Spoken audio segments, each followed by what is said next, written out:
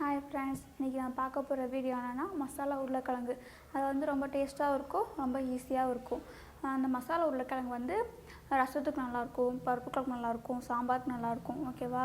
இப்போ நம்ம வீடியோக்குள்ளே போகிறதுக்கு முன்னாடி என்னோடய சேனலை மறக்காமல் சப்ஸ்கிரைப் பண்ணிடுங்க. வாங்க வீடியோக்குள்ளே போகலாம்.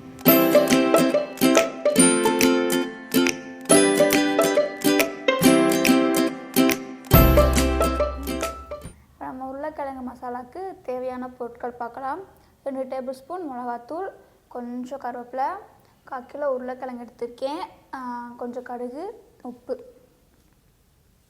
இப்போ மசாலா உருளைக்கிழங்குக்கு ஃபஸ்ட்டு நான் வந்து 1/4 கிலோ உருளைக்கிழங்கு எடுத்திருக்கேன். அதை வந்து மீடியம் சைஸில் சின்ன சின்ன நறுக்கி வச்சுருக்கேன். இதை வந்து நம்ம குக்கரில் வேக போட போகிறோம். வாங்க வேக போடலாம். இப்போ உருளைக்கிழங்கு வேக வைக்க தேவையான அளவு தண்ணி ஊற்றிக்கலாம். வாங்க. இப்போ தண்ணி ஊற்றியாச்சு. இப்போ நம்ம மூடி போட்டு வேக வச்சிடலாம். உருளைக்கிழங்கு வேக வைக்கும்போது தோலெல்லாம் எதுவும் உரிக்காமல் வேக வைங்க.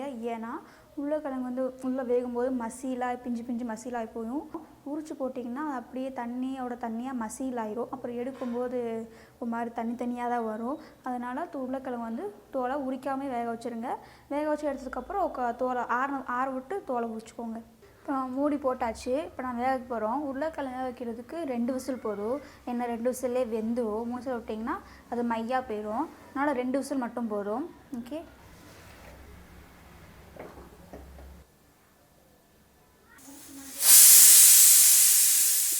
ரெண்டு விசில் வந்துருச்சு. விசிலும் இறங்கிருச்சு பாருங்கள். இப்போ நம்ம வந்து ஓப்பன் பண்ணலாம். பாருங்கள், நல்லா வெந்திருக்கு. இப்போ நம்ம வந்து குக்கரில் இருக்கிற தண்ணியெல்லாம் நம்ம வந்து வடிகட்டிடலாம். கீழே ஒரு பாத்திரத்தை வச்சுட்டு தண்ணி வடிகட்டுறது இருந்தால் அப்படியே வடிகட்டிடுங்க. அவ்வளோதான், வடிகட்டியாச்சு. இது அப்படியே கொஞ்சம் நேரம் ஆறணும். ஆறினதுக்கப்புறம் இதில் இருக்கிற தோலெல்லாம் உரிச்சிடலாம். இப்போ நம்ம தோலெல்லாம் உரித்து எடுத்தாச்சு.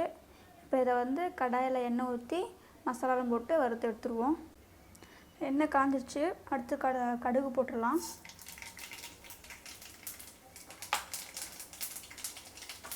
கொஞ்சம் கருவேப்பிலை போட்டுடலாம்.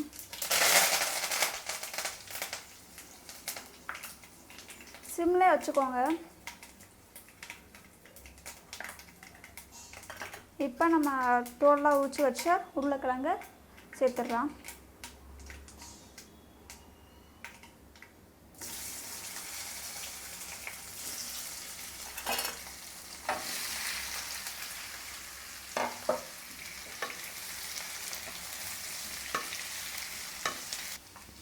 நான் 2 டேபிள் ஸ்பூன் மிளகாத்தூள் எடுத்திருக்கேன். உங்கள் காரத்துக்கு ஏற்ப நீங்கள் எடுத்துக்கோங்க. இப்போ தேவையான அளவு உப்பு போட்டுக்கலாம்.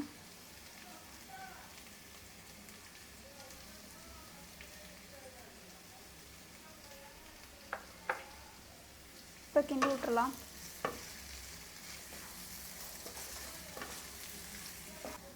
ஒரு 5 நிமிஷம் வந்து வதக்குங்க. ஏன்னா அந்த மிளகாத்தூள் வாசல்லாம் போகணும்.